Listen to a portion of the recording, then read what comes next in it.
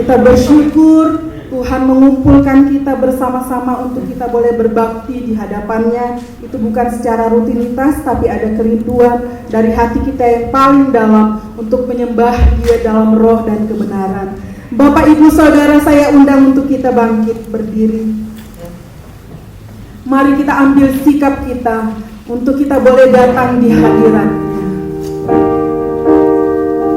Kita bawa ungkapan syukur yang terbaik bagi Tuhan.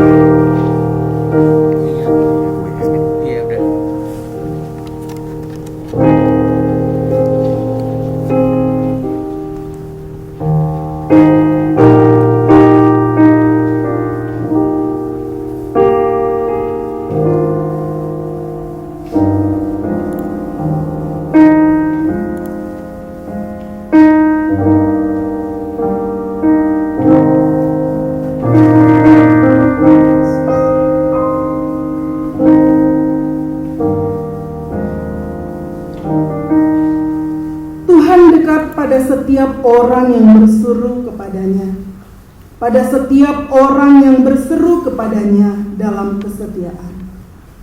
Pertolongan kita adalah di dalam nama Allah yang menjadikan langit dan bumi. Turunlah kiranya atas kita kasih karunia dan damai sejahtera dari Tuhan kita, Yesus Kristus, serta persekutuan Roh Kudus menyertai kita sekalian. Amin. Kita masih berdiri, Bapak, Ibu, Saudara yang terkasih dalam nama Yesus. Kita percaya firman Tuhan berkata lebih dari 2 orang bersekutu di hadapan Tuhan, Allah hadir bersama-sama dengan kita. Amin. Mari kita membawa syukur kita ke hadapan Tuhan. Kita menyembah di dalam roh dan kebenaran, sebab Dialah yang Dia yang layak ditinggikan dan dimuliakan.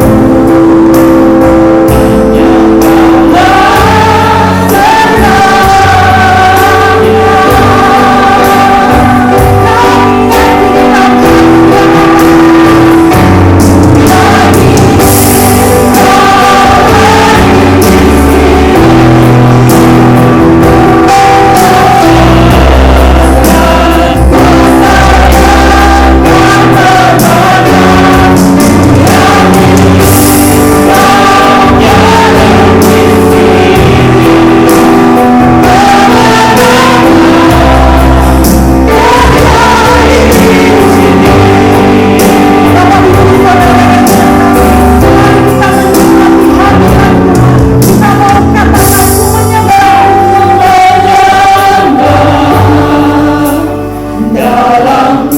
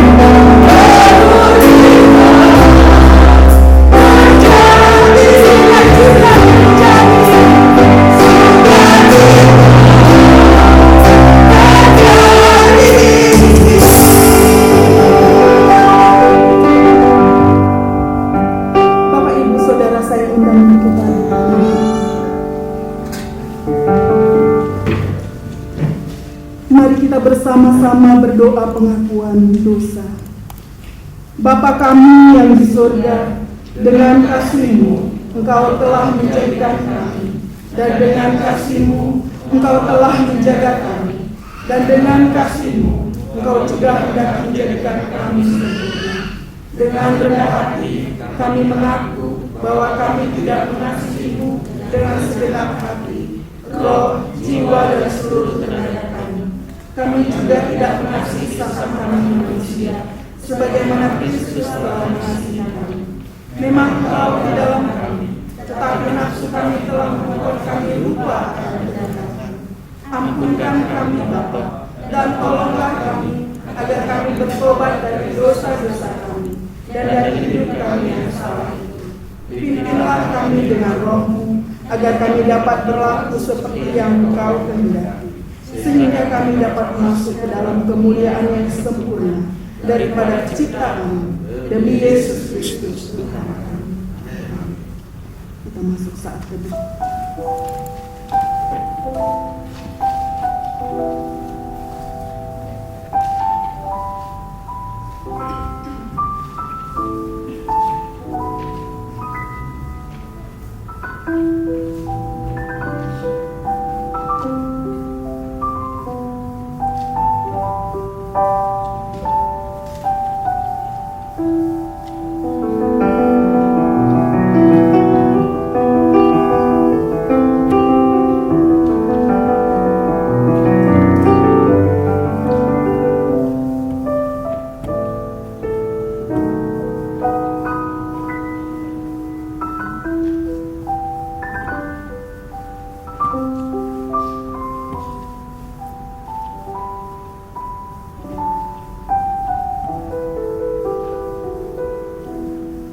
Kuatkan dan teguhkanlah hatimu, jangan takut dan jangan gemetar, karena mereka sebab Tuhan Allahmu, Dialah yang berjalan menyertai engkau.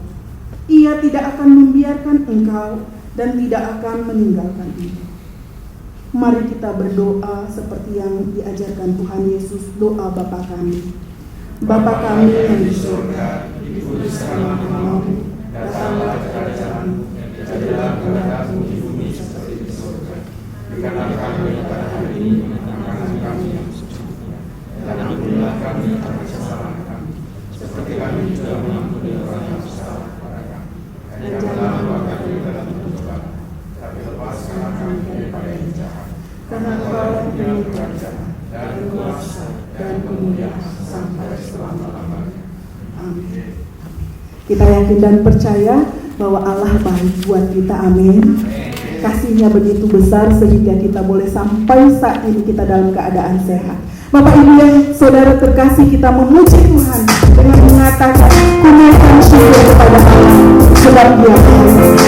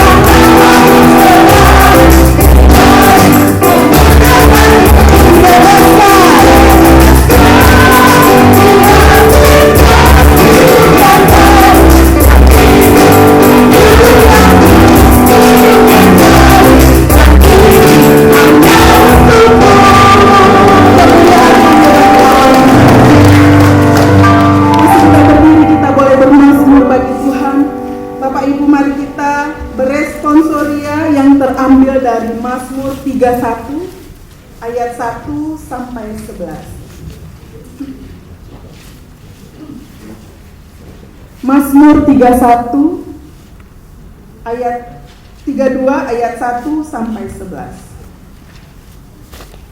Saya akan membaca ayat yang ganjil, Bapak Ibu Saudara membaca ayat yang genap. Pada ayat yang terakhir kita baca bersama-sama. Kebahagiaan orang yang diampuni dosanya. Dari Daud nyanyian pengajaran, berbahagialah orang yang diampuni pelanggarannya, yang dosanya ditutupi. Berbahagialah manusia yang kesalahannya tidak diperhitungkan Tuhan dan yang tidak berjiwa menipu. Selama aku berdiam diri, tulang-tulangku menjadi lesu karena aku mengeluh sepanjang hari. Sebab siang malam tanganmu menekan aku dengan berat, susuku menjadi kering seperti oleh teringnya musim panas. Dosaku kuberitahukan kepadamu, dan kesalahanku tidaklah kau sembunyikan. Aku berkata, aku akan mengaku kepada Tuhan pelanggaran-pelanggaranku, dan Engkau mengampuni kesalahan karena dosaku. Sebab itu berkata setiap orang yang berdoa kepadamu, setelah itu kau dapat ditemui. Sesungguhnya kau bukan jadi neraka dan jadi itu tidak mengadanya. Engkaulah persembunyian bagiku, terhadap kesesakan Engkau menjaga aku. Engkau mengelilingi aku, sehingga aku luput dan bersorak. Aku hendak belajar dan berkatakan padamu jalan yang harus kau tempuh. Aku hendak memberi nasihat, maka aku tertuju kepadamu. Janganlah seperti kuda atau bagal yang tidak berakal, yang kegarangannya harus dikendalikan dengan tali les dan kekang. Kalau tidak, ia tidak akan mendekati engkau. Banyak kesakitan deritalah orang fasik, tapi orang percaya kepada Tuhan dikelilingi dengan kasih setia. Kita bersama Bersukacitalah dalam Tuhan dan bersorak-soraklah, hai orang-orang benar. Bersorak-soraklah, hai orang-orang jujur. kita pujikan Gloria Patri.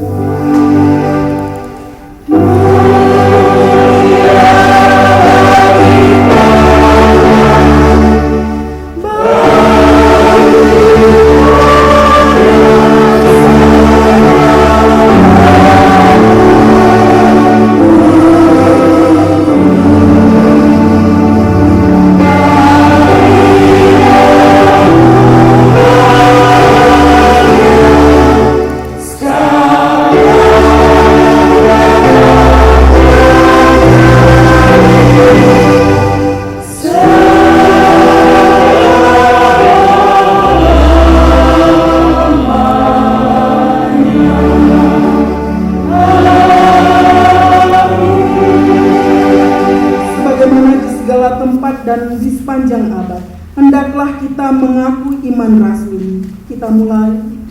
Aku percaya kepada Allah Bapa yang Maha Kuasa, Bapa langit dan bumi, dan kepada Yesus Kristus Anaknya yang tunggal Tuhan kita, yang dikandung dari Roh Kudus, lahir dari anak darah Maria, yang menderita di bawah pemerintahan Pontius Pilatus, disalibkan, mati dan dikuburkan, turun dalam kerajaan maut. Pada hari yang ketiga, bangkit dari antara orang mati, naik ke surga, duduk di sebelah kanan Allah, Bapa yang Maha Kuasa, dan akan datang dari sana untuk menghakimi orang yang hidup dan mati. Aku percaya kepada Roh Kudus, Gereja yang kudus dan am, persekutuan Roh Kudus, pengampunan dosa, kebangkitan dan hidup yang kekal.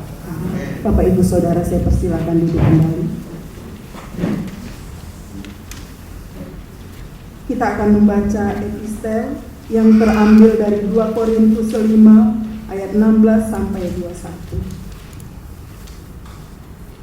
Sebab itu kami tidak lagi menilai seorang juga pun menurut ukuran manusia. Sekarang kami tidak lagi menilainya demikian. Jadi siapa yang ada di dalam Kristus, ia adalah ciptaan baru. Yang lama sudah berlalu, sesungguhnya yang baru sudah datang. Dan semuanya ini dari Allah yang dengan perantaraan Kristus telah mendamaikan kita dengan dirinya dan yang telah mempercayakan pelayanan perdamaian itu kepada kami. Sebab Allah mendamaikan dunia dengan dirinya oleh Kristus dengan tidak memperhitungkan pelanggaran mereka. Ia telah mempercayakan berita perdamaian itu kepada kami. Jadi kami ini adalah utusan-utusan Kristus, seakan-akan Allah menasehati kamu dengan perantaraan kami dalam nama Kristus. Kami meminta kepadamu, berilah dirimu didamaikan dengan Allah. Dia yang tidak mengenal dosa telah dibuatnya menjadi dosa karena kita, supaya dalam Dia kita dibenarkan oleh Allah. Berbahagialah setiap kita yang mendengarkan firman Tuhan dan melakukannya turut dengan kehendak-Nya. Amin. Bapak Ibu Saudara, kita akan berdoa syafaat kepada yang bertugas.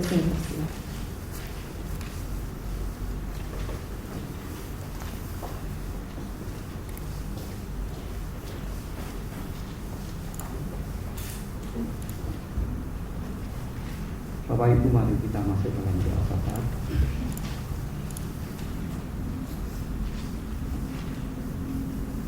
Kami datang Tuhan, kehadirat Tuhan untuk mengucap syukur saat ini, di mana Tuhan telah menghantarkan kami dari berbagai tempat. Tuhan pertemukan dalam ibadah pagi ini. Kami serahkan Tuhan dalam ibadah ini ke tangan Tuhan dari awal ke tengah hingga akhirnya.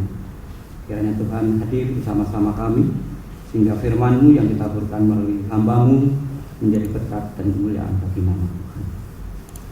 Tuhan Yesus, pada pagi ini Tuhan kami akan menaikkan doa-doa syafaat.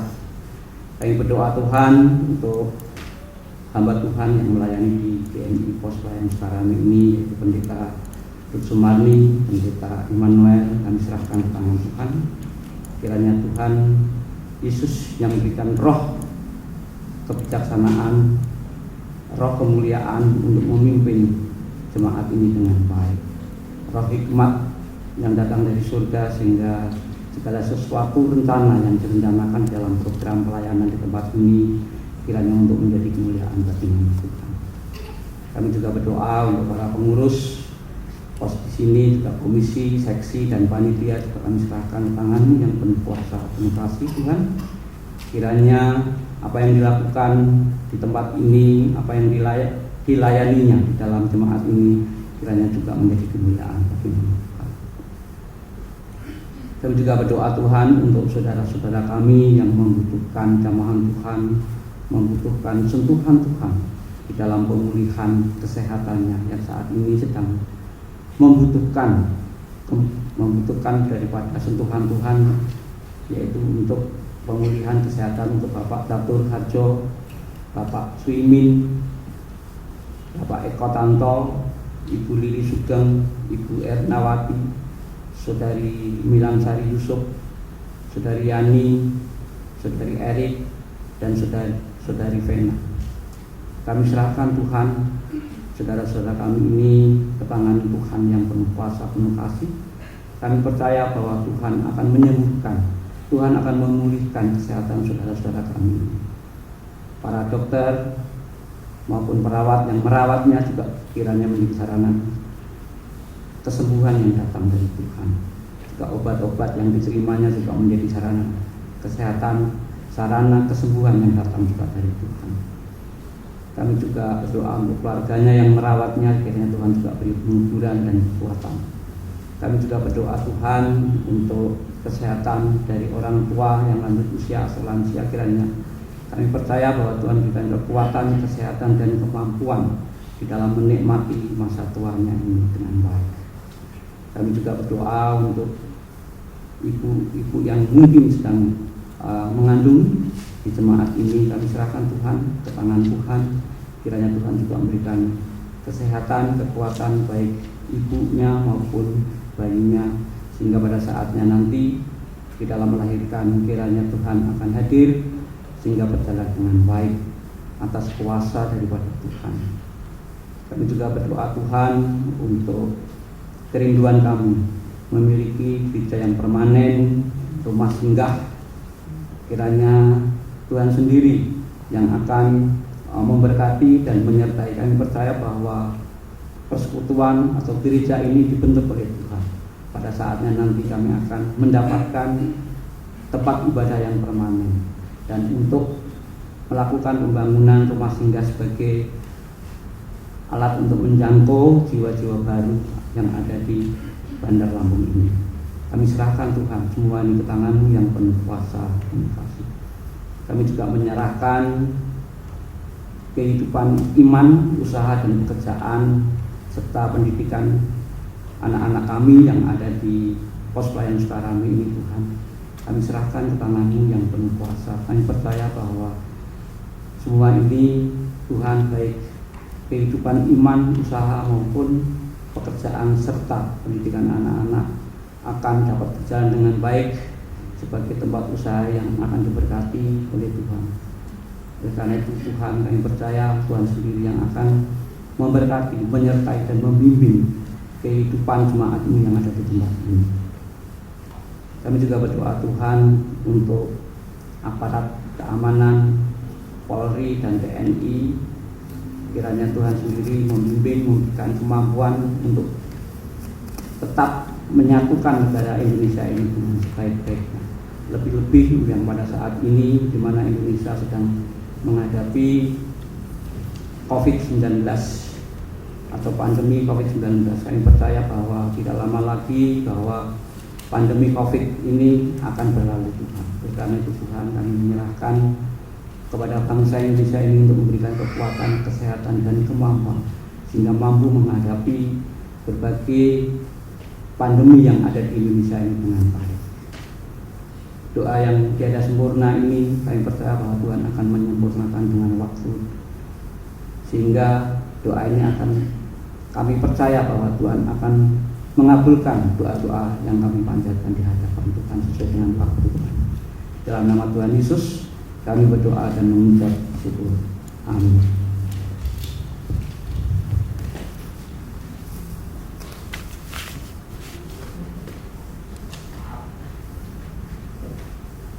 Maaf, kita akan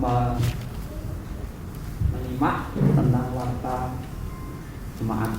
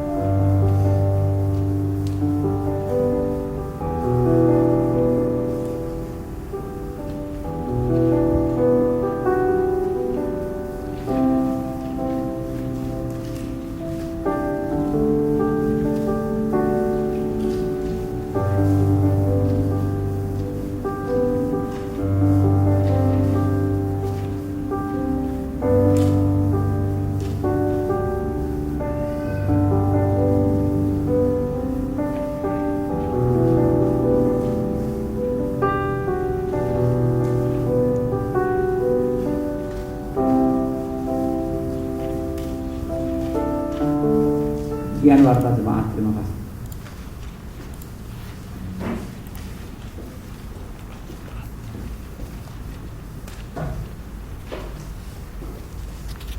Bapak Ibu Saudara yang terkasih dalam nama Yesus, kini tiba saatnya kita memberi yang terbaik buat Tuhan, tanda ucapan syukur kita. Kepada yang bertugas, saya undang untuk maju ke depan.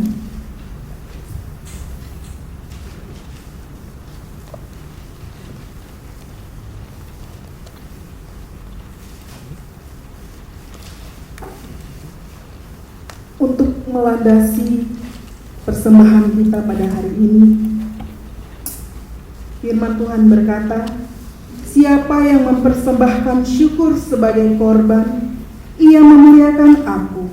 Siapa yang jujur jalannya, keselamatan yang dari Allah akan kuperlihatkan kepadamu. Untuk mengiringi persembahan kita mau pujikan, ku bersyukur padamu. Ucapan syukur, bersyukur padamu.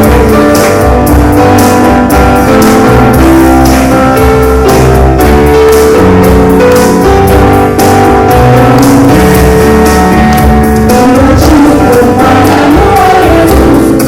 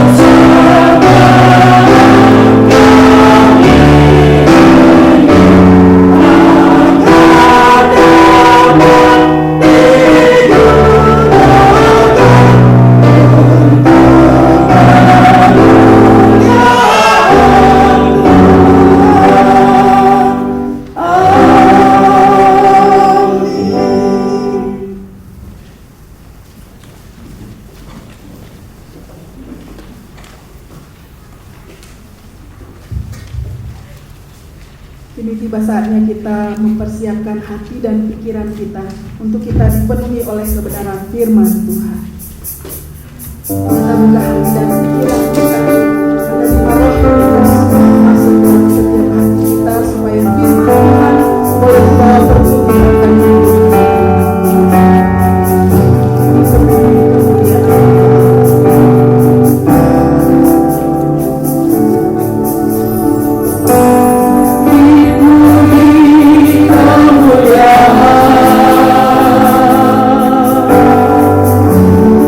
Lindungi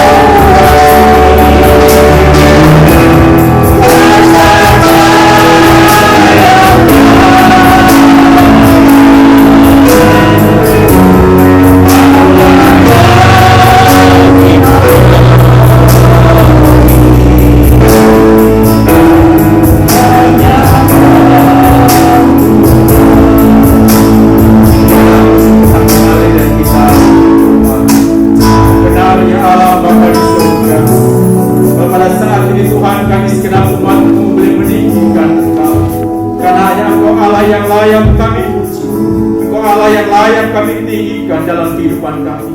Karena Engkau adalah Allah yang sampai hari terus memberkati kami, menyertai kami, bahkan menuntun setiap langkah kehidupan kami. Kalau hari ini Tuhan kami bersama dengan umat-Mu boleh bersekutu bersama-sama di tempat ini Tuhan, kami boleh meninggikan nama-Mu dalam pujian doa bahkan kebenaran firman-Mu. Itu karena anugerah-Mu ya Allah, itu karena kebaikan-Mu yang Kau nyatakan kepada kami. Kau telah melindungi kami dengan kekuatan kesehatan Tuhan, sehingga hari ini kami boleh di hadirat Tuhan. Kau urapi setiap hati kami ya Tuhan, hati yang haus akan firman-Mu. Jamah setiap hati kami Bapa, buka hati kami Tuhan, dan jadikan seperti lahan yang subur untuk ditaburi oleh benih firman. Berfirmanlah Engkau ya Allah, kami semua membangun di tempat ini Tuhan, siap untuk mendengarkannya. Kami siap dijamah oleh kebenaran firman. Di dalam nama Yesus kami berdoa dan kami sambut firman. Amin. Shalom Bapak Ibu dikasih Tuhan. Masih ada sukacita? Puji Tuhan. Ini suatu sukacita. Sedikit Bapak Ibu yang kita sudah di penghujung bulan pada saat ini, minggu yang terakhir, dan kita juga sudah sampai kepada masa-masa Praskah ya, minggu lain yang keempat. Bapak Ibu dan Saudara yang dikasih Tuhan dalam gereja Metodis, dalam gereja Almanat, itu dari Injil Lukas pasal yang ke-15 ayat 11 sampai ayat yang ke-31. Kita akan buka Alkitab kita, dan kalau ada YouTube-nya ada ya Bu ya? Video. Ya, jadi kita Bapak Ibu boleh buka Alkitabnya, membaca dalam hati, kita lihat bacaan lewat video.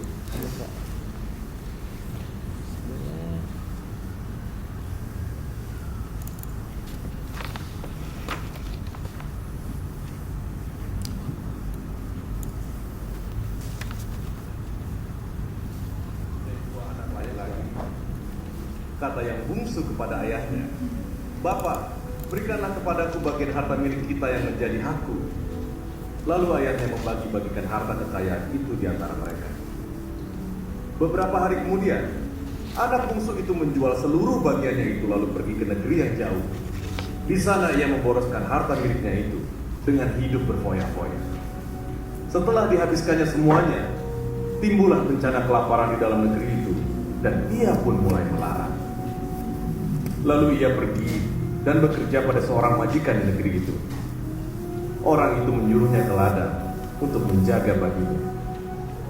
Lalu ia ingin mengisi perutnya dengan ampas yang menjadi makanan babi itu, tetapi tidak seorang pun yang memberikannya kepadanya. Lalu ia menyadari keadaannya.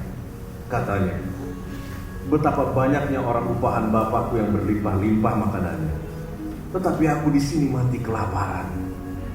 Aku akan bangkit dan pergi kepada bapakku dan berkata kepadanya, Bapa, aku telah berdosa terhadap sorga dan terhadap Bapa. Aku tidak layak lagi disebutkan anak Bapa. Jadikanlah aku sebagai salah seorang upahan Bapa." Maka bangkitlah ia dan pergi kepada bapaknya.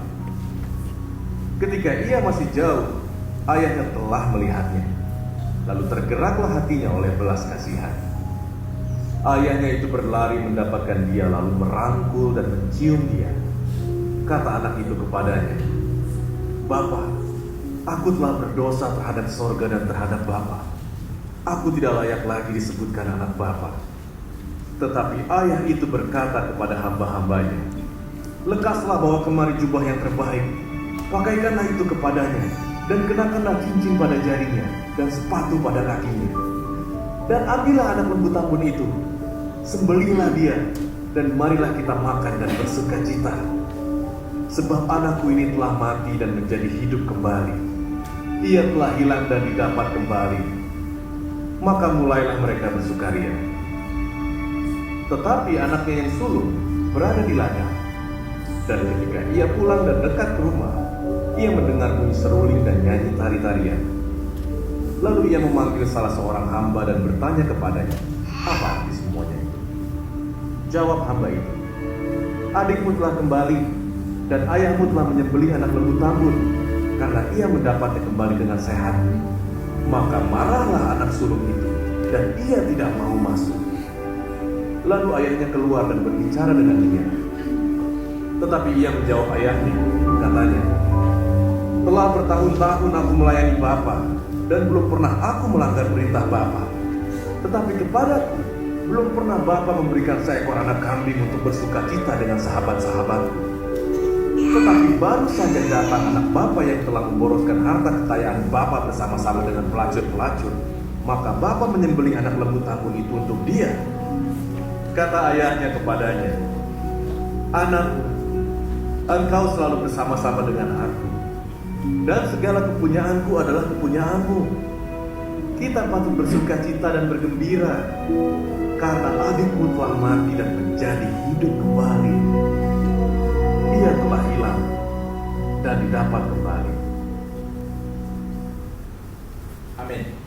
Sampai di sini Bapak Ibu dan Saudara, kisah yang dibacakan melalui video dari Injil Lukas pasal yang ke-15 ayat 11 sampai ayat yang ke-32. Ya, dalam perikop kita judulnya perumpamaan tentang anak yang hilang. Tapi dalam tema kita hari ini, pulanglah anakku, Bapa menunggumu. Bapak Ibu dan Saudara yang dikasihi oleh Tuhan, saya yakin bahwa kita tidak asing dengan istilah amnesia. Ya, kita pasti tahu apa itu amnesia. Paling tidak kita akan katakan amnesia adalah hilang ingatan. Ya, ini kondisi di mana Bapak Ibu dan Saudara, seseorang yang mengalami amnesia itu semua memori dalam ingatannya itu hilang. Ya, kalau sebelumnya sebelum terkena amnesia Bapak Ibu, mungkin dia punya pengalaman yang sudah luar biasa, punya kisah-kisah yang luar biasa, tapi saat yang namanya amnesia ini menyerang seseorang Bapak Ibu, maka semua memori dalam diri seorang itu bisa hilang. Bahkan tentang nama sendiri pun dia bisa nggak ingat, gitu ya. Tentang siapa dia pun dia lupa. Kalau dia punya istri, mungkin suaminya pun lupa. Kalau dia punya keluarga, dia lupa punya anak dan punya saudara. Ini kalau sudah amnesia datang, Bapak Ibu. Bapak Ibu dan Saudara yang dikasihi Tuhan, mungkin kita katakan, oh saya atau kita semua di sini gak ada yang terkena amnesia. Kita semua masih punya ingatan yang luar biasa. Memori kita masih full. Ribuan tahun yang lalu saya pernah dicubit papaku pun aku masih ingat. Oke, ya kita semua sekarang sehat Bapak Ibu. Tapi saya khawatir Bapak Ibu dan Saudara, banyak orang Kristen mungkin tidak secara langsung mengalami suatu amnesia yang hilang keingatan. Tapi bagaimana dengan kerohanian? Ya, sering Bapak Ibu dan Saudara, orang curiga orang Kristen banyak yang mengalami amnesia spiritual. Banyak yang mengalami amnesia kerohanian. Kenapa Bapak Ibu? Banyak orang Kristen lupa bagaimana Tuhan sudah memberkatinya. Banyak orang Kristen kadang lupa bahwa karya-karya Tuhan sudah dirasakannya.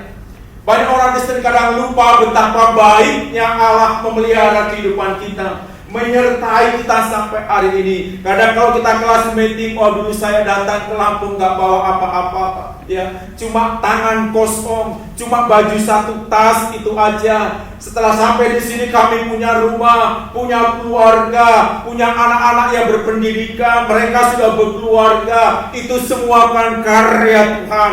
Tapi ada yang mengalami amnesia spiritual, lupa itu semuanya, sehingga lupa juga mengucap syukur. Jadi Bapak Ibu dan Saudara yang dikasihi Tuhan, kalau kita nggak mengalami amnesia seperti ini, jangan-jangan kita lupa amnesia rohani kita Bapak Ibu. Karya Tuhan yang begitu ajaib sudah dinyatakan kepada kita, tapi kadang kita lupa. Itu semua adalah pemberian Tuhan. Nah, dalam teks yang kita baca Bapak Ibu, ada juga dua anak ya, satu keluarga. Dalam perumpamaan dikatakan perumpamaan anak yang hilang. Tapi yang disoroti, yang lebih banyak disoroti adalah anak yang bungsu Bapak Ibu. Dia juga mengalami suatu amnesia rohani Bapak Ibu. Dia lupa bagaimana dia ada di tengah keluarga yang sangat kaya. Dia lupa bahwa semua itu pemberian Allah. Tapi saat semua dia miliki Bapak Ibu, dia lupa akan siapa Allah. Ya. Nah, kita akan lihat Bapak Ibu, walaupun dia mengalami suatu amnesia kerohanian Bapak Ibu, tapi anak ini bisa pulang. Ini yang mau kita pelajari. Kalau hari ini ada jemaat yang mengalami amnesia rohani, kita perlu belajar dari si bungsu ini. Dia kembali kepada bapaknya. Jadi Bapak Ibu dan Saudara, kisah pembacaan kita diawali oleh satu permintaan si anak bungsu, Bapak Ibu. Ya, Bapak Ibu dan Saudara yang dikasihi Tuhan, permintaan ini memang kalau dalam kitab Ulangan 21 itu biasa. Karena anak memang layak untuk mendapatkan bagian dari harta orang tuanya. Kalau orang tuanya punya harta, 1/4 itu biasanya untuk si bungsu dan 2/3 itu untuk yang sulung. Ya, artinya Bapak Ibu, permintaan ini Bapak Ibu dan Saudara yang dikasihi Tuhan, walaupun itu hal yang biasa, tapi dalam tradisi Yahudi Bapak Ibu, permintaan si bungsu ini adalah suatu permintaan yang kejam. Permintaan yang tidak biasa oleh anak kepada orang tua. Kenapa Bapak Ibu? Karena orang tuanya masih hidup. Ya, orang tua si bungsu ini masih ada. Jadi kalau dia minta warisan tradisi waktu itu Bapak Ibu dan Saudara, dan orang tuanya masih hidup, itu suatu permintaan yang kejam. Ya, bisa aja orang tuanya langsung usir anak itu. Ya, aku masih hidup, kenapa kau minta jatah? Ya, artinya Bapak Ibu, permintaan ini di luar yang tidak benar pada waktu itu. Bahkan Bapak Ibu, permintaan si bungsu ini Bapak Ibu, satu permintaan yang sangat mengejutkan. Karena bisa dipahami Bapak Ibu, bahwa saat dia minta warisan itu, harapan si anak bungsu ini supaya ayah engkau cepat meninggal, supaya hartamu itu kepadaku. Bahkan yang lebih kejam lagi Bapak Ibu, oke lah ayah, kau gak usah ikut campuri hidupku. Hari ini aku akan bebas, tidak perlu engkau kendalikan. Ini artinya Bapak Ibu, bisa diartikan saat anak minta warisan kepada orang tua yang masih hidup, itu doanya supaya bapakku ini cepat mati, supaya hartanya itu bisa sama saya. Ya, bahkan permintaan ini juga Bapak Ibu memiliki arti yang sangat egois. Ya, apa dikatakan? Berikan hakku, fokusnya kepada aku, itu milikku. Bapak ini sebenarnya bisa saja memberikan atau menghardik anak ini. Kau masih hidup, bapakmu sudah kau minta pergi kau. Bisa aja. Tapi kita dalam melihat dalam teks yang kita baca Bapak Ibu dan Saudara, sungguh luar biasa bapak ini Bapak Ibu. Diberikannya separuh hartanya kepada si bungsu. Kita melihat dalam teks bacaan kita Bapak Ibu, sungguh sangat luar biasa. Orang tua ini membagikan hartanya walaupun dia sudah masih hidup, kepada si sulung dan juga kepada si bungsu. Dan si bungsu akhirnya pergi. Bapak Ibu dan Saudara yang dikasih oleh Tuhan kita Yesus Kristus, artinya Bapak Ibu, segala sesuatu yang sudah dihasilkan sang ayah, ya, tenaga pikirannya dicurahkan mencari harta benda, dikumpulkannya hartanya, tanahnya sudah begitu luas, segenap kehidupannya pun sudah diberikannya, dan itu pun dibelah, dibagikan kepada anaknya. Bapak Ibu dan Saudara yang dikasih Tuhan, kita melihat di sini bahwa sang anak ini Bapak Ibu hanya menginginkan harta bapaknya. Si bungsu ini tidak menginginkan bapaknya, dia hanya menginginkan harta bapaknya.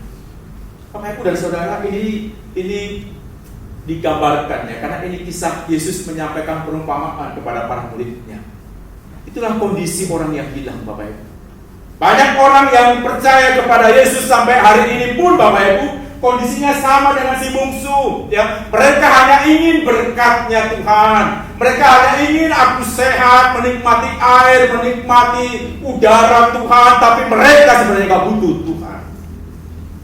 Itu sama dengan anak yang hilang Bapak Ibu. Sama seperti si bungsu, hanya menginginkan semua yang dari Tuhan. Oh, kesehatanmu Tuhan, harta, pekerjaan, semuanya. Tapi mereka tidak menginginkan adanya Tuhan. Jangan campuri urusanku Tuhan, tapi berkatmu oke. Bapak Ibu dan Saudara, kalau kondisi kita hari ini seperti itu, maka kita dalam posisi anak yang hilang. Kita sudah meninggalkan Tuhan. Kita nggak perlu Tuhan lagi. Kalau boleh Tuhan tuh nggak ada bersama dengan saya. Terlalu sibuk Tuhan mengurusi saya. Bapak Ibu dan Saudara yang dikasih oleh Tuhan, kalau itu kondisi yang kita alami hari ini Bapak Ibu, Mazmur 14 ayat 1 mengatakan itu adalah orang-orang yang bodoh Bapak Ibu, hanya menginginkan berkatnya yang sementara, tapi Tuhannya dia tidak inginkan. Jadi harapan saya di sini gak ada. Amin Bapak Ibu ya. Semuanya mencari Tuhan. Amin. Kalau berkat itu mengikutinya itu ya sebenarnya. Tapi faktanya Bapak Ibu, tidak sedikit orang juga ya mengalami amnesia secara rohani. Nah, kita lihat selanjutnya Bapak Ibu, kenyataan apa yang terjadi. Ya, artinya ada sesuatu rasa pahit dan juga saya pikir menyakitkan. Kenapa Bapak Ibu? Karena saat dia sudah mendapatkan harta daripada orang tuanya, dia langsung pergi. Ya, dibawanya semua, mungkin ada perhiasan, mungkin ada tanah, sertifikat dijual semuanya, mungkin ada ternak semua dijual. Dia pergi ke suatu negeri yang sangat jauh, Bapak Ibu. Nah, Bapak Ibu dan Saudara yang dikasihi oleh Tuhan kita Yesus Kristus, di situ dia memuaskan segalanya. Ya, dia pergi bersama dengan wanita, dikatakan wanita yang tidak baik. Dia minum anggur di sini, dia berpesta pora, pokoknya uangnya itu kalau bisa habis untuk dibagi-bagikan. Itulah Bapak Ibu kalau orang yang hilang daripada jauh dari orang tuanya. Ya, nggak ada yang mengendalikan lagi. Harta yang begitu banyak pun Bapak Ibu dan Saudara yang dikasih Tuhan akhirnya habis. Ya, kalau tadi kita lihat kisahnya Bapak Ibu dan Saudara yang dikasih oleh Tuhan, dosa, perbuatan, kesalahan yang dia pilih Bapak Ibu itu mengakibatkan suatu dosa yang saya pikir sangat mengerikan.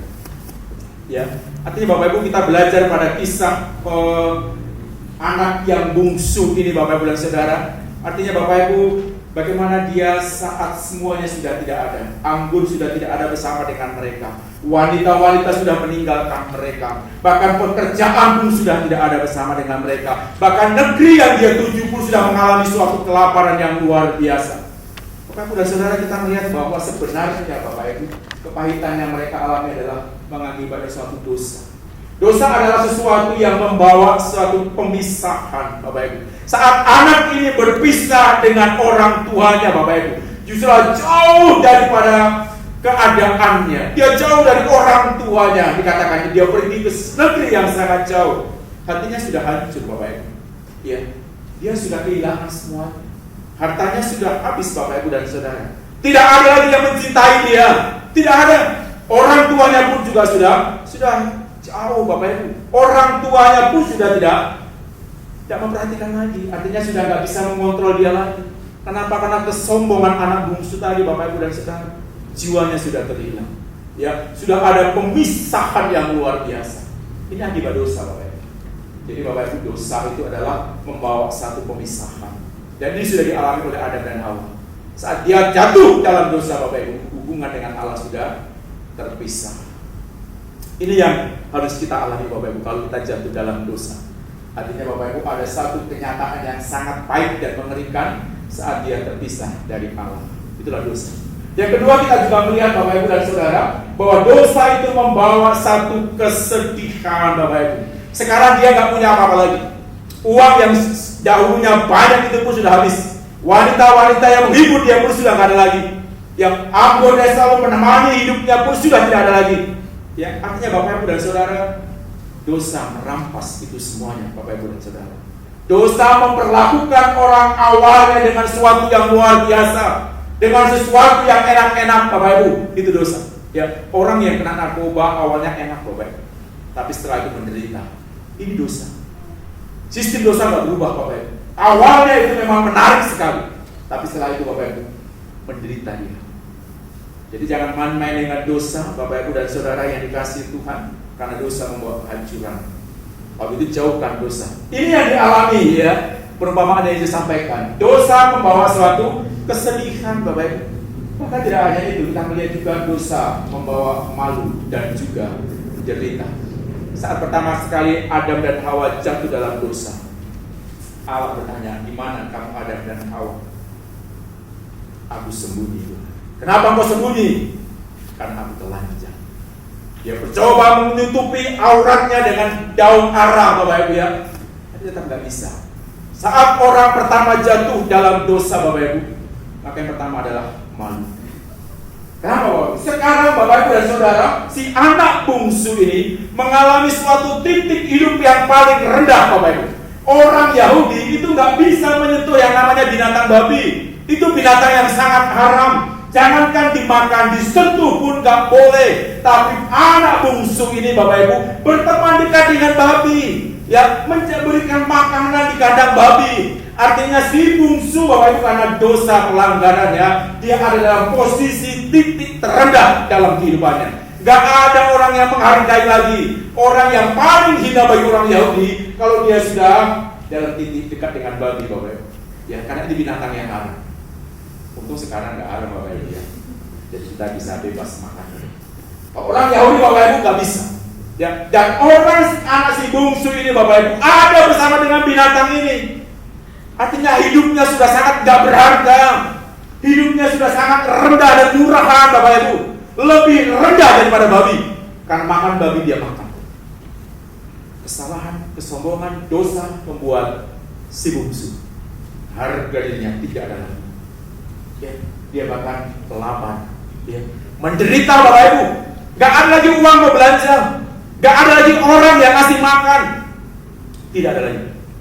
Bahkan makanan babi itu tadi dikisahkan ya akan dimakannya.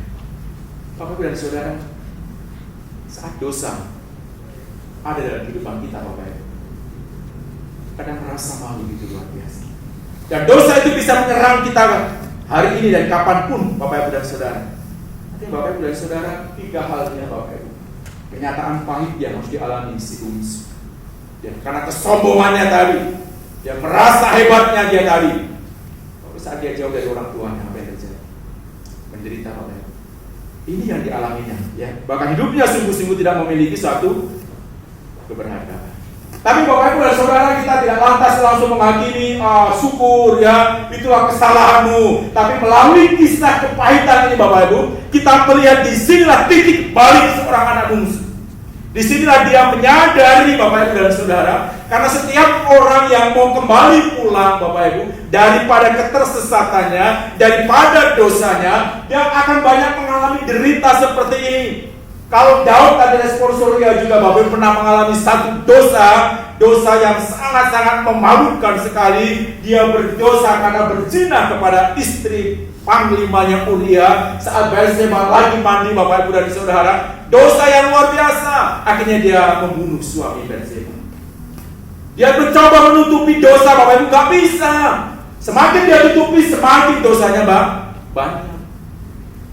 Saat Nabi mengingatkannya Bapak Ibu, Daud langsung terbuka. Dia mengaku di hadapan Allah.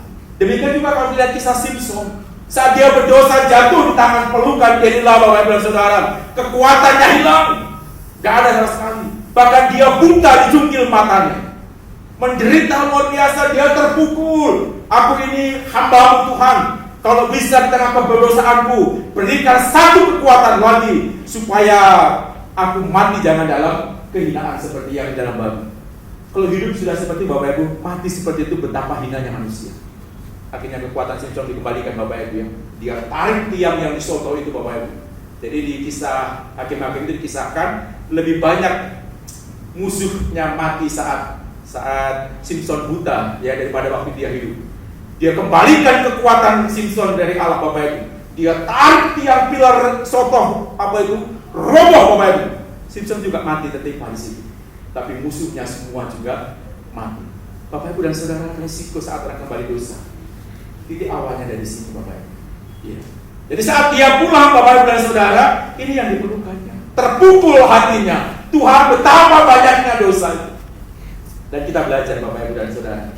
Dan akhirnya Bapak Ibu, kita melihat juga bagaimana si anak bungsu ini pengen pulang Bapak Ibu. Dia berpikir, dia sadar, dia berangan-angan, dia mulai berpikir di rumah Bapakku hamba-hambanya tidak sehina aku. Hamba-hambanya pun tidak seperti aku kondisinya. Makanannya pun gak seperti yang ku makan hari ini. Masih lebih enak hamba-hambaku di sana. Dia mulai sadar, dia mulai berpikir, Bapakku punya hamba makanannya enak. Kalau gitu aku mau pulang.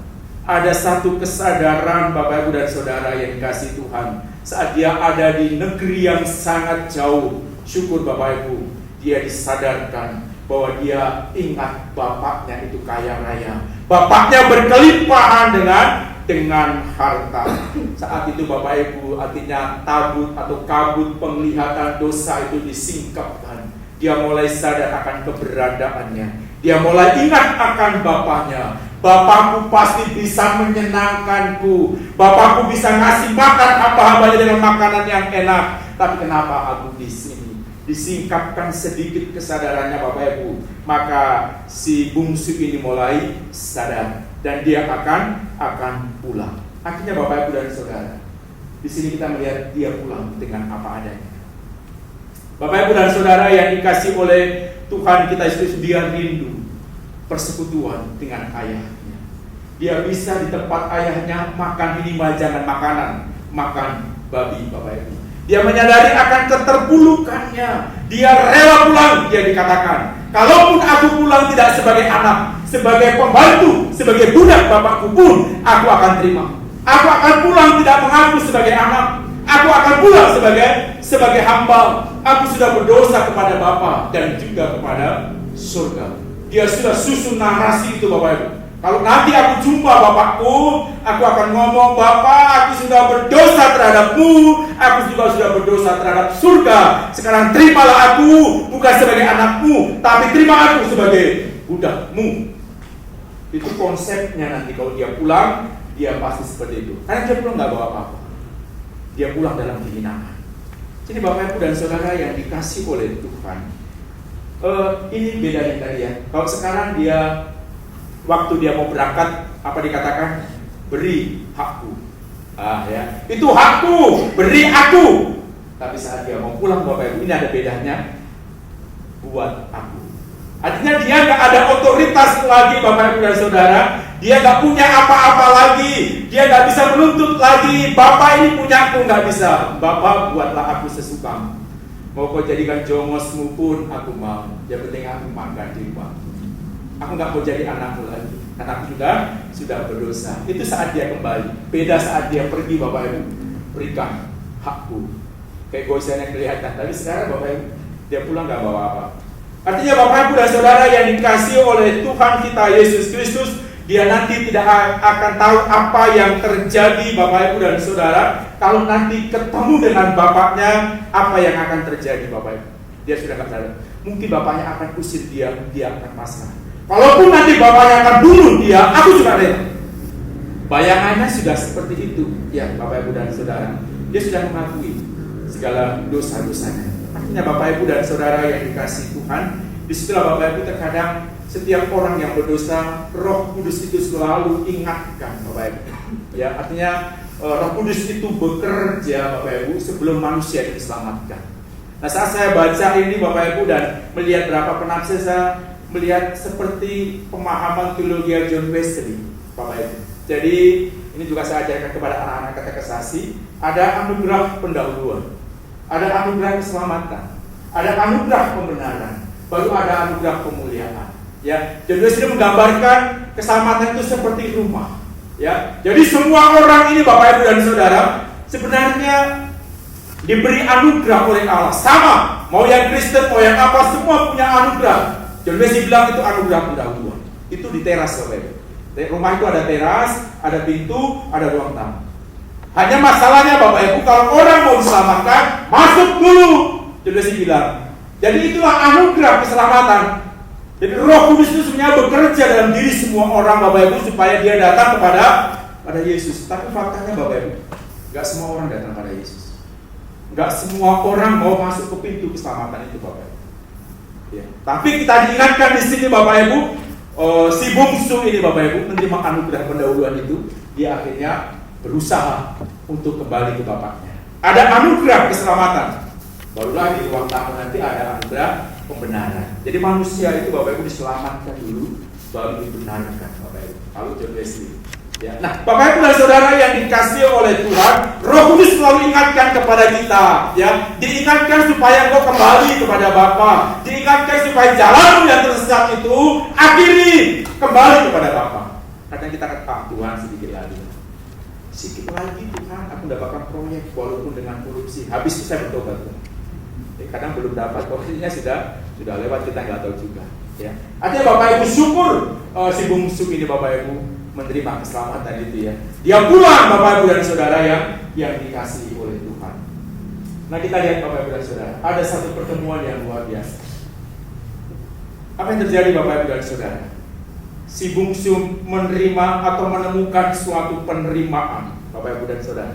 Ini saya pikir suatu pertemuan yang sangat luar biasa. Kenapa Bapak Ibu dan Saudara yang dikasihi Tuhan? Ternyata bapaknya setelah si anak bungsu ini pergi, dia terus menantikan. Ya, kalau ada kuda lewat, jangan-jangan itu anakku. Kalau ada tengah malam suara, jangan-jangan itu anakku pulang. Itu puluhan tahun. Saya lihat di penafsir memang nggak dijelaskan berapa tahun dia pergi ke negeri yang jauh. Saya baca-baca juga nggak ketemu. Nanti kalau ketemu kasih tahu Bapak Ibu. Bapak Ibu dan Saudara yang dikasih Tuhan, ayahnya ini sebenarnya terus mencari. Ya, memang nggak diceritakan di sini. Setiap ada sesuatu bunyi dia rindu, jangan-jangan itu anakku pulang. Oh mungkin besok anakku pulang. Gak pernah ayahnya itu biarlah, nggak usah pulang aja. Saya pikir kita yang punya anak Bapak Ibu, kalau anaknya merantau apapun itu, walaupun dia menghabiskan uang kita, kalau dia kembali pasti akan kita terima. Ya kalaupun enggak, mungkin itu bapaknya ngangkat salahnya. Tapi bapak kita yang diberikan perumpamaan ini enggak seperti itu. Jadi anak si bungsu ini Bapak Ibu dan Saudara yang dikasihi Tuhan menemukan satu penerimaan yang begitu luar biasa. Ini terlihat dari respon bapaknya Bapak Ibu. Nah, bapaknya melihat dari jauh, itu artinya bapaknya terus mengintai Bapak Ibu. Ini artinya bapaknya terus melihat di jalan sana, jangan-jangan anakku akan kembali. Dilihatnya dari jauh. Bukan dilaporkan dari pembantunya, enggak. Bukan ada yang melaporkan, Pak, anakmu datang, enggak. Dia melihat sendiri. Dalam teks tadi yang kita baca, Bapak Ibu dan Saudara yang dikasih oleh Tuhan, seorang ayah yang berlari menyambut anaknya, itu haram. Haram artinya melanggar hukum, Bapak Ibu. Tapi sang ayah ini melakukannya, Bapak Ibu. Walaupun martabat ayah jatuh karena dia harus lari menyambut anaknya, dilakukannya. Saya harus ajak Bapak Ibu baca Ulangan 21 ya, supaya Bapak Ibu tahu kenapa nggak boleh berlari orang tua yang terhadap anaknya yang katakanlah durhaka. Ya. Ulangan 21 ayat 18 sampai 21. Ada yang bisa bacakan dengan keras Bapak Ibu? Ulangan 21 ayat 18 sampai 21. Pak Beni ada? Bacakan Pak. Apabila seseorang mempunyai anak laki-laki yang degil dan membangkang, yang tidak mau mendengarkan perkataan ayahnya dan ibunya, dan walaupun mereka menghajar dia, tidak juga ia mendengarkan mereka, maka haruslah ayahnya dan ibunya memegang dia dan membawa dia keluar kepada para tua-tua kotanya di pintu gerbang tempat kediamannya, dan harus berkata kepada para tua-tua kotanya, anak kami ini degil dan membangkang. Ia tidak mau mendengarkan perkataan kami. Ia seorang pelahap dan peminum. Maka haruslah semua orang sekotanya melempari anak itu dengan batu sehingga ia mati. Demikianlah harus kau hapuskan yang jahat itu dari tengah-tengahmu, dan seluruh orang Israel akan mendengar dan menjadi takut. Bapak Ibu dan Saudara, tahu resikonya anak yang bandel kalau dalam hukum perjanjian lama Bapak Ibu, ayah ibunya pegang tangannya kiri kanan, bawa ke tengah kota Bapak Ibu, laporkan kepada tokoh-tokoh agama di situ. Dan apa yang terjadi Bapak Ibu? Di depan mata orang tuanya, anaknya dilempari sampai mati. Itu hukuman orang anak yang durhaka, anak yang jahil. Bayangkan Bapak Ibu, anaknya tadi durhaka enggak Bapak Ibu? Nakal enggak anak bungsu ini? Jahat enggak anak ini? Enggak layak ayahnya ini menyambutnya Bapak Ibu. Kalau ketahuan orang asing itu mungkin, bapak ini gimana sih anaknya kayak itu diterima? Bunuh dia, merusak masyarakat anak si bungsu ini, mempengaruhi lingkungannya nantinya, lempari dia. Tapi lihat Bapak Ibu, si bungsu mendapat satu penerimaan yang begitu luar biasa. Gak seharusnya si ayah ini lari menyambutnya, harusnya dilempari anak ini dengan batu. Ini semua katakan berarti dalam perumpamaan Bapa di surga. Seperti itu. Ini kan luar biasa Bapak Ibu. Penyambutan sang ayah luar biasa. Ini saya pikir kembali ke Universitas dari doktrin pembenaran. Ya, dia sudah sadar dibenarkan, bukan dihakimi. Ya, bukan dimatikan, dilempari. Dipeluk Bapak Ibu, lari Bapak Ibu, disambut. Kalau kita mungkin yang lari kita ya, anakku datang lari, anak nggak bisa habisin uang. Tapi bapaknya lari mendekat, dipeluknya Bapak Ibu dan Saudara. Kita melihat suatu hal yang sangat-sangat luar biasa. Bahkan kita melihat lagi Bapak Ibu respon dari ayahnya apa? Diciumnya. Artinya Bapak Ibu dan Saudara yang dikasihi oleh Tuhan kita Yesus Kristus, ini sungguh satu yang sangat-sangat luar biasa. Cium di sini artinya ciuman itu Bapak Ibu itu berulang kali Bapak Ibu, artinya dengan penuh sangat kasih sayang. Bapak Ibu tahu nggak? Ini pasti bau ya. Bau degil lah ya, bau apa lah ya, bau babi lah ini kan. Makanannya pun makanan babi tadi kan Bapak Ibu. Pakaiannya pun kucel ini Bapak Ibu. Mungkin dari sana baunya sudah terasa. Tapi respon bapaknya Bapak Ibu, diciumnya Bapak Ibu. Bukan sekedar cium, bau kok. Ciuman di sini Bapak Ibu berulang-ulang, ya. Bau badannya nggak masalah, bajumu perengus nggak masalah, bau kotoran pun nggak masalah. Tapi engkau adalah anakku. Ini kan penerimaan Bapak Ibu. Kasih Bapa yang luar biasa saat Yesus memberikan perumpamaan. Diterimanya Bapak Ibu. Ada anugerah pembenaran di sini. Jadi Bapak Ibu dan Saudara yang dikasih oleh Tuhan, ini bukti penerimaan tertinggi, anugerah tertinggi yang Yesus berikan kepada kita, yang Bapa berikan kepada saya dan juga Bapak Ibu. Amin Bapak Ibu ya. Allah kita luar biasa banget.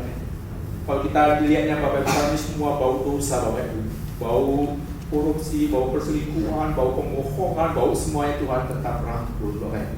Ini anugerah pengangkatan Tuhan yang sangat tertinggi, penerimaan Allah yang luar biasa. Bahkan bukan hanya itu Bapak Ibu, kita melihat kembali Bapak Ibu, anak ini menemukan pemulihan. Tidak hanya diterima, tapi dipulihkan Bapak Ibu dan Saudara. Dengan cara bagaimana Bapak Ibu dan Saudara yang dikasih Tuhan? Dikenakan jubah. Bapak Ibu dan Saudara yang dikasih Tuhan, jubah bicara tentang kesucian Bapak Ibu dan Saudara. Ya, saat ada Hawa jatuh dalam dosa, dia mencoba menutupinya dengan kain arah, gak bisa. Besok layu pohon daun itu sobek, kelihatan lagi. Tuhan potong binatang, dikenakannya pakai dari kulit binatang. Bapak Ibu bicara masalah jubah Bapak Ibu dan Saudara yang dikasih Tuhan, banyak contoh di dalam Perjanjian Lama. Artinya Bapak Ibu, hai anakku, bajumu sudah buruk sekali, bajumu sudah penuh dengan kotoran, bajumu sudah gak layak engkau pakai, sekarang akan kuganti dengan jubahku. Artinya Bapak Ibu dan Saudara yang dikasih Tuhan, sang ayah suruh bawakan jubahnya. Supaya apa? Supaya bau dosa itu, bau kotoran itu tidak ada lagi. Gak ada yang menyebutmu sebagai hamba lagi. Sekarang kesucianmu, engkau bukan menjadi hamba lagi, engkau anakku. Dosamu sudah ditutupi. Saat anak sudah mengenakan jubah Bapak Ibu, yang dilihat orang-orang adalah siapa? Bapaknya. Bukan hamba seperti anak bungsu tadi. Kalau dia datang sebagai hamba, kalau dibiarkan udah, engkau usah ganti bajumu, dia akan tetap menjadi hamba. Tapi Bapak tidak, engkau anakku, harus kesini. Ya, dia tadi belum sampai mengucapkan narasinya, sudah dipersiapkan Bapak Ibu ya. Bapaknya sudah gak peduli. Sin, langsung dipeluknya, dia langsung lari. Digantinya Bapak Ibu baju yang penuh kotor tadi, yang bau binatang tadi Bapak Ibu. Engkau bukan hamba, engkau anakku. Orang akan melihat engkau sebagai anakku, bukan budak. Wah, ini suatu penerimaan yang sangat-sangat luar biasa. Saat dia mengenakan jubah ayahnya, para hamba-hamba yang anak itu anaknya bos. Bukan dipermalukan Bapak Ibu. Ini kan berarti pemulihan tuh Bapak Ibu. Dia nggak dijadikan budak Bapak Ibu. Dia diterima menjadi anak Bapak Ibu. Ini saya pikir hal yang luar biasa. Di Wahyu 7 ayat 9 juga nanti semua juga kita akan dicuci dengan darah Yesus Bapak Ibu. Amin Bapak Ibu ya. Karena semua yang kita pakai ini berbau dengan dosa. Dan Tuhan gak terima dosa. Syukur kita sudah diampuni semuanya. Sudah dipakaikan jubah itu Bapak Ibu. Luar biasa. Bahkan penerimaan itu pun Bapak Ibu apa tadi? Dikenakan cincin Bapak Ibu. Bapak Ibu tahu? Saat Yusuf dipercaya memerintah Mesir Bapak Ibu, cincinnya siapa raja itu Bapak Ibu? Ini siapa? Raja Mesir itu Bapak Ibu. Siapa namanya? Sebutan Raja Mesir itu siapa? Firaun. Ya. Dikasihkan. Kenapa? Supaya otoritas raja itu ada sama Yusuf. Cincinnya dikenakan. Itu artinya Bapak Ibu, semua yang dikatakan Yusuf itu atas nama Firaun. Nggak ada rakyat yang akan membantahnya. Semua perkataan Yusuf perkataan Firaun. Dan bapak ini pun cincinnya dikasihkan kepada anaknya. Artinya hak istimewanya, otoritas bapaknya ada sama anak ini.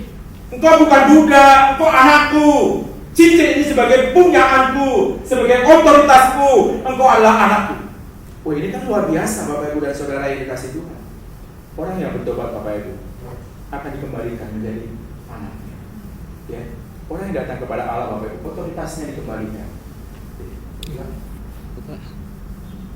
Ya, mengenakan cincin. Saya pikir Bapak Ibu dan Saudara yang dikasih oleh Tuhan kita Yesus Kristus, kita ini punya hak yang luar biasa. Kita diberikan cincin oleh Allah Bapak Ibu, bahwa kita ini adalah anak Allah. Kita punya otoritas Allah Bapak Ibu. Jadi jangan mau dibilang budaknya Bapak Ibu ya. Jadi kita ini adalah sama. Bahkan penerimaan itu juga dilanjutkan Bapak Ibu dengan apa? Mengenakan sepatu. Wah, Bapak Ibu dan Saudara, hanya budak hamba yang tidak pakai sepatu Bapak Ibu. Tadi anak itu pulang dari pakan babi dari ternaknya, dia nggak pakai sepatu. Karena siapapun yang namanya budak nggak pakai sepatu. Yang pakai sepatu itu adalah anak. Artinya Bapak Ibu dan Saudara, sepatu menggambarkan sebagai posisi kedudukan anak. Bapak Ibu, bapaknya nggak mau anakku ini budak, ya. Dia harus kembalikan posisinya. Dia kuterima menjadi anakku. Dia sudah kembali Bapak Ibu. Artinya Bapak Ibu dan Saudara, ini ayat. Jadi kedudukan anak Bapak Ibu itu adalah pemberian Allah. Kalau hari ini Bapak Ibu kedudukan kita sebagai anak Allah, bukan kita yang minta. Engkau anak Allah, yes. Kenapa? Karena Allah yang memberikan kedudukan itu Bapak Ibu dan Saudara. Kita sudah diselamatkan oleh Allah. Kita menjadi anak-anak Allah. Itu Allah yang memberikan kedudukan. Jadi jangan digeser-geser. Dikembalikan kedudukannya si anak tadi Bapak Ibu, yang harusnya dia menjadi budak. Ini kan suatu gambaran yang sangat-sangat luar biasa Bapak Ibu. Dan apa yang terjadi Bapak Ibu dan Saudara yang dikasih Tuhan, kita melihat juga Bapak Ibu bahwa ia menemukan satu kegembiraan. Kenapa Bapak Ibu dan Saudara? Bapaknya langsung katakan, potong lembu, sapi yang tambun itu Bapak Ibu, yang gemuk itu, yang sengaja dipelihara untuk pesta-pesta besar. Artinya Bapak Ibu, betapa gembiranya sang anak. Betapa sukacitanya saat orang kembali Bapak Ibu dan Saudara. Bapaknya nggak ingin kamu makan makanan babi lagi. Bapaknya nggak ingin kamu menderita terus kelaparan. Di sini, di satu meja dengan aku, kamu akan makan. Wah, luar biasa. Yesus di Wahyu juga katakan Bapak Ibu, setiap orang yang mengetuk pintu dan membukakannya, aku akan makan bersama dengan. Bapak Ibu, siapa orang yang satu meja makan dengan kita? Itu orang yang paling dekat Bapak Ibu. Orang yang sangat dekat dengan kita. Suami, istri, dan anak mungkin setiap hari pakai meja makan. Kalau tempat saya nggak ada meja makan, jadi di bawah lah. Yang penting ada bersama, itu ada istri. Ya. Kalau ada orang undang kita makan satu meja, berarti dia orang dekat dengan kita. Saudara, yang kita anggap sangat dekat. Sekarang Allah loh Bapak Ibu. Ya, Bapak kita Yesus mengatakan, Bapak, kalau engkau buka hatimu, dia mau masuk, mau ngajak kamu makan bersama. Wah, kurang kapal hati Bapak Ibu. Itu kan kalau bicara makanan, bicara tentang berkat kecukupan Bapak Ibu. Saya ini sudah kecukupan Bapak Ibu. Walaupun saya puasa tiap hari tadi masih itu berkat Tuhan ya. Bapak Ibu Saudara, walaupun diet sih, udah puasa tiap hari jam 3, saya selalu jam 3 makannya. Kadang kalau lupa ya sekali-sekali.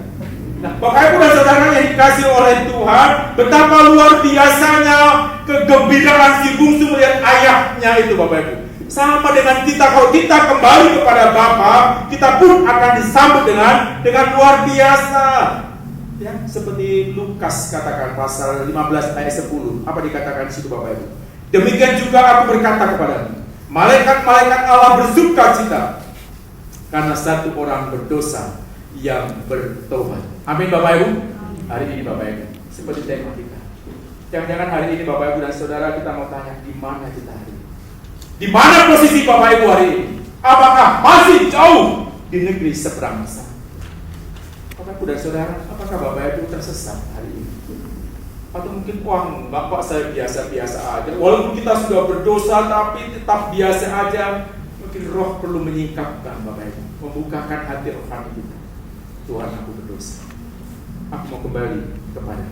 Artinya Bapak Ibu dan Saudara yang dikasih Tuhan Bapa surga, terus menunggu saya dan Bapak Ibu untuk datang. Kapan anakku ini kembali? Paulus dalam suratnya mengatakan, aku seorang petanding. Ya, artinya Bapak Ibu, Paulus menggambarkan Bapak itu, Yesus itu menunggu di garis finish, Paulus pelari di sana Bapak Ibu. Yesus katakan, ayo Paulus, sikit lagi nyampe Paulus. Kalau sampai finish, aku akan memelukmu Paulus, gitu ya. Makanya Paulus selalu katakan, aku selalu mengakhiri pertandingan dengan, tapi banyak orang yang sampai hingga 100 meter, 50 meter lagi, sikit, tinggal gini sudah gak nyampe. Itu banyak Bapak Ibu. Hari ini firman Tuhan mengingatkan kepada saya dan juga Bapak Ibu, dimanapun posisimu, kembalilah kepada Dia. Saya mengajak Bapak Ibu kita nyanyi dulu lagu ini. Ini lagu sekolah minggu bisa.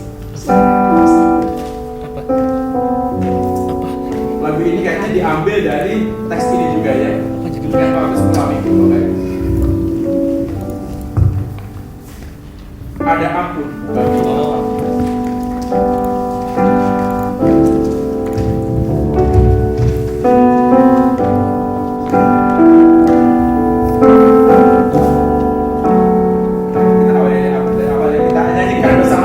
Lagu ini Bapak Ibu dan Saudara, ada ampun bagi Bapa.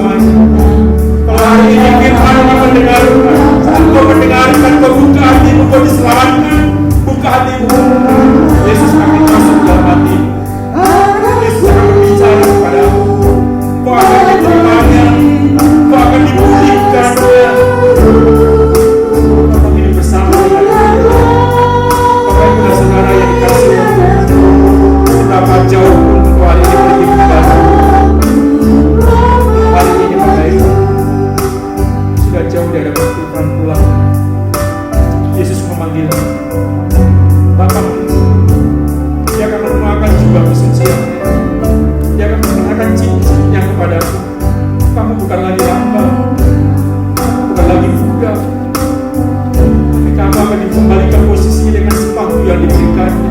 Kamu anak Allah hari ini. Sama dengan Yesus adalah anak Allah. Keselamatan itu sudah diberikan. Terima Bapak. Terima. Ampunan luar biasa diberikan kepada kita. Bapak, mari kita nyanyikan lagu ini sekali lagi.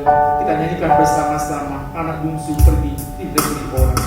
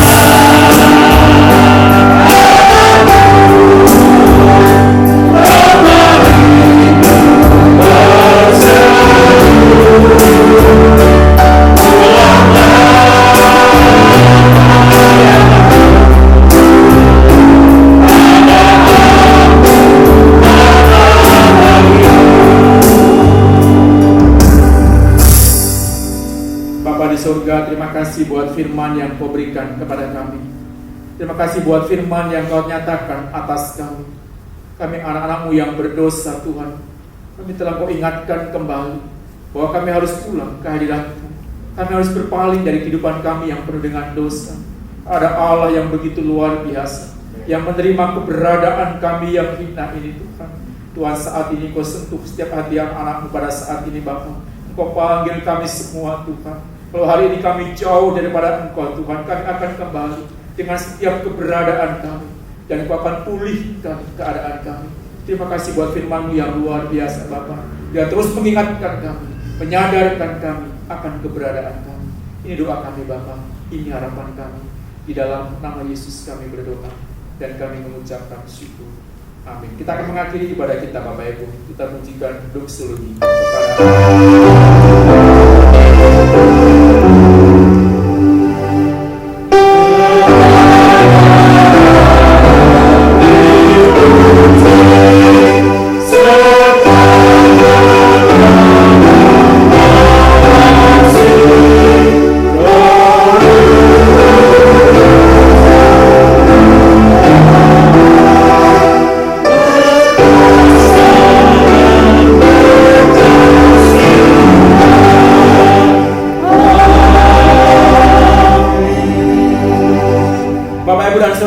dikasih oleh Tuhan kita Yesus Kristus.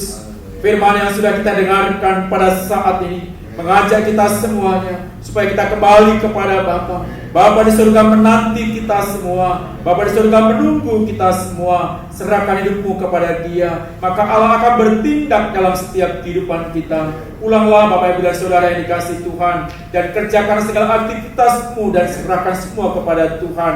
Andalkan Dia dalam segala lakumu dan terimalah berkat-Nya. Tuhan memberkati engkau dan melindungi engkau. Tuhan menyinarkan wajah-Nya kepadamu dan memberi engkau kasih karunia. Tuhan menghadapkan wajah-Nya kepadamu dan memberi engkau damai sejahtera di tengah-tengah kehidupan keluarga rumah tanggamu, suami, istri, dan juga anak-anakmu, bahkan dalam setiap pekerjaanmu, dalam segala usahamu, bahkan dalam segala lakumu. Tuhan memberkatimu hari ini, besok, bahkan sampai selama-lamanya. Amin.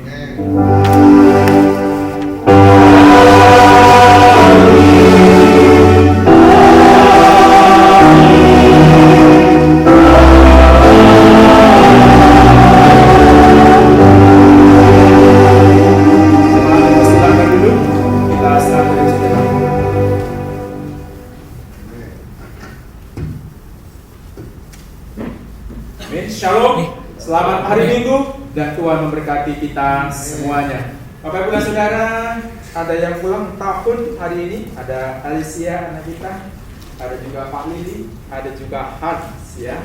Tapi sebelum kita nyanyi Bapak Ibu, apakah ada yang baru pertama sekali beribadah?